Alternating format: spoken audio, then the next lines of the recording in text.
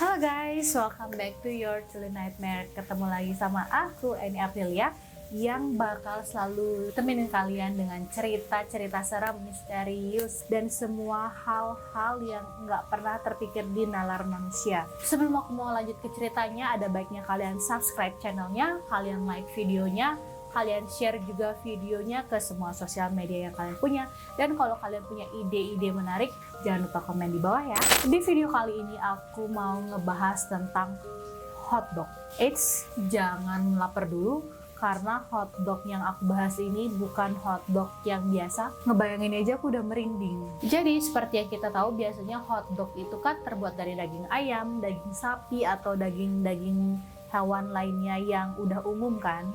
Tapi pernah nggak kalian ngebayangin kalian lagi jajan hotdog, ternyata hotdog yang kalian makan itu terbuat dari daging manusia? Aku sih ngebayanginnya, gimana kalian udah penasaran? Yuk kita langsung aja ke ceritanya. Oke, jadi kejadiannya itu terjadi di tahun 1913 sampai 1921. Ya, jadi selama 8 tahun, seorang pria asal Jerman bernama Carl Friedrich Wilhelm Grossman alias George Grossman, atau bisa disebut dengan Carl. Kita sebut aja dia sebagai Carl ya di sini biar cepat. Pria ini lahir pada tanggal 13 Desember 1863 di Berlin, Jerman.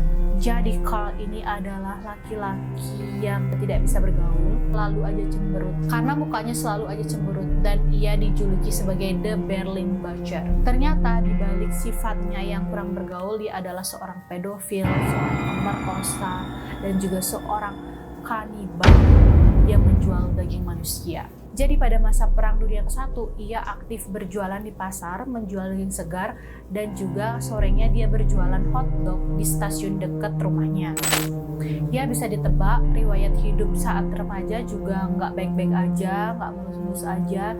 Dia sering banget keluar masuk penjara. Ia memiliki banyak sekali catatan kriminal, dan ia juga memiliki ketertarikan seksual yang menyimpang. Jadi setelah berulang kali dia keluar masuk penjara, terakhir kali ia di penjara selama 15 tahun karena telah menodai seorang perempuan dan juga memperkosa secara brutal gadis kecil yang baru berusia 4 tahun. Jadi ia menyewa sebuah apartemen di Berlin, Jerman yang letaknya di ujung stasiun kereta api.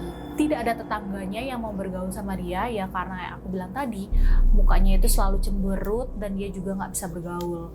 Belum lagi karena flashback dan historinya dia yang selalu keluar masuk penjara, orang jadi nggak mau bergaul dengan dia. Bahkan di apartemennya itu kan ada beberapa lantai, dia itu punya akses sendiri untuk masuk ke kamarnya. Walaupun banyak tetangga yang nggak suka dia tinggal di sana, tetapi tuan rumah itu tetap nampung dia karena dia selalu bayar bulanannya itu tepat waktu. Jadi pasca Perang Dunia Pertama, jadi Jerman itu mengalami gejolak perekonomian sehingga banyak sekali orang-orang yang jatuh miskin dan kelaparan. Tapi berbeda dengan si Carl, dia kan berjualan daging dan berjualan hotdog di stasiun. Ia bisa dibilang orang yang sukses lah pada masa itu. Di saat orang-orang waktu itu kelaparan, dia malah bisa setiap hari foya-foya untuk minum-minum miras dan juga menyewa-nyewa PSK.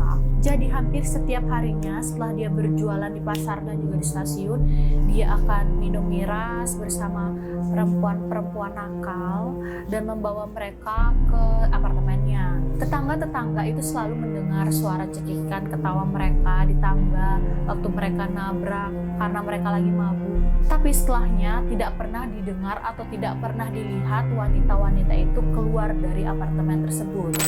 Tepatnya pada bulan Agustus 1921, Carl seperti biasa menyewa PSK, membawanya ke apartemennya dan bersenang-senang. Jadi tepat pada tengah malam, para tetangga itu kebangun karena mendengar suara yang gaduh, di mana terdengar seorang perempuan yang berteriak minta tolong. Lalu setelahnya terdengar suara seperti pukulan, dan suara itu tidak pernah terdengar lagi. Para tetangga yang waktu itu was-was dan juga khawatir lalu menelpon polisi untuk datang ke apartemen tersebut.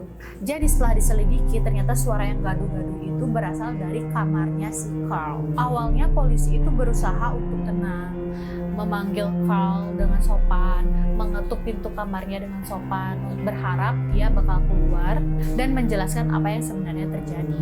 Tapi setelah menunggu dengan sangat lama, Carl tidak menjawab sama sekali, sampai akhirnya polisi memutuskan untuk mendobrak pintu kamarnya. Jadi benar aja, pas polisi masuk ke dalam kamar Carl, dilihatlah wanita yang menjerit tadi sudah dalam keadaan tergantung dan meninggal dunia.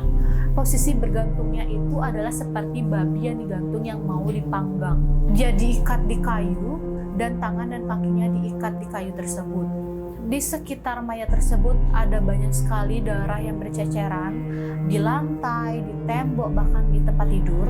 Dan Carl terlihat biasa aja. Dia sama sekali tidak terlihat kaget dan takut. Waktu digerebek oleh polisi, dia sama sekali tidak terlihat takut ataupun panik. Dia hanya diam melihat polisi dan saat itu juga polisi langsung mengamankan Carl di bawah kantor polisi. Setelah dilakukan penyelidikan oleh polisi, ternyata darah yang ada di lantai, tembok, dan tempat tidur Carl itu bukan hanya darah satu orang wanita saja, tapi terdapat 3 DNA wanita sekaligus. Di sekitar tempat tidurnya juga terdapat banyak sekali tulang belulang yang sudah tidak ada dagingnya. Lalu polisi masuk ke dapur, mereka menemukan seperti lemari pendingin. Mereka buka, mereka lihat ada tumpukan daging, dan ternyata setelah diselidiki ternyata adalah daging manusia. Polisi nggak bisa menemukan kira-kira ada berapa jumlah wanita yang udah meninggal dengan cara yang tragis seperti itu. Hanya Carl dan Tuhan yang tahu saat itu.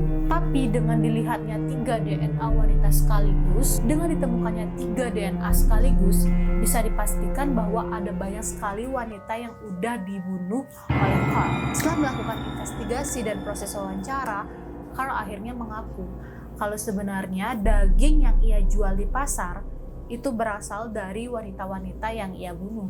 Bahkan hotdog yang ia jual di stasiun juga berasal dari daging-daging tersebut. Jadi Carl menceritakan bagaimana ia membunuh wanita-wanita ini. Ia gantung wanita tersebut di kayu seperti babi, lalu Carl sayat-sayat badannya dan ia pisahkan antara tulang dan juga daging.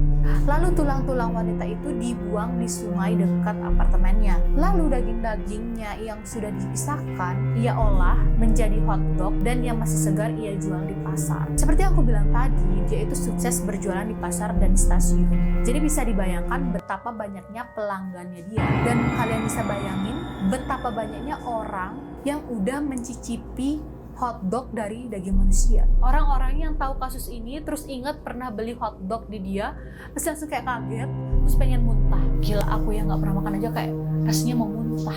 Biarpun ia menjelaskan bagaimana ia membunuh wanita-wanita ini, tapi ia bahkan tidak ingat berapa jumlah wanita yang udah ia bunuh. Bahkan sampai dia lupa aja, berarti ada banyak banget korbannya yang gak pernah balik dari apartemen tersebut. Karena perilakunya yang sangat sadis dan menyeramkan, akhirnya ia ditahan di kantor kepolisian Berlin. Tapi sayangnya sebelum ia sempat dijatuhi hukuman, ia justru mengakhiri hidupnya dengan cara gantung diri di sel tahanan. Waktu itu orang-orang yang tahu kalau dia ternyata gantung diri dan meninggal, orang-orang semuanya ngehujat karena ia bahkan belum pernah merasakan hukuman dari apa yang sudah ia lakukan. Dan semua orang berdoa dan semua orang mengutuk bersama-sama agar ia mendapatkan ganjarannya di alam sana. Oke guys, jadi sekian dulu ceritaku hari ini. Kalian jangan trauma sama ceritaku, karena nggak semua hotdog kayak gitu ya guys. Kalau kalian suka videonya, kalian harus like videonya, kalian komen ide video selanjutnya, kalian share ke semua sosial media yang kalian punya biar semakin banyak yang nonton, biar semakin ramai channelnya. Dan jangan lupa untuk selalu subscribe dan nyalain lonceng notifikasinya biar kalian selalu update sama video-video terbaru. Oke guys, thank you udah nonton sampai akhir. Terima kasih dan sampai jumpa.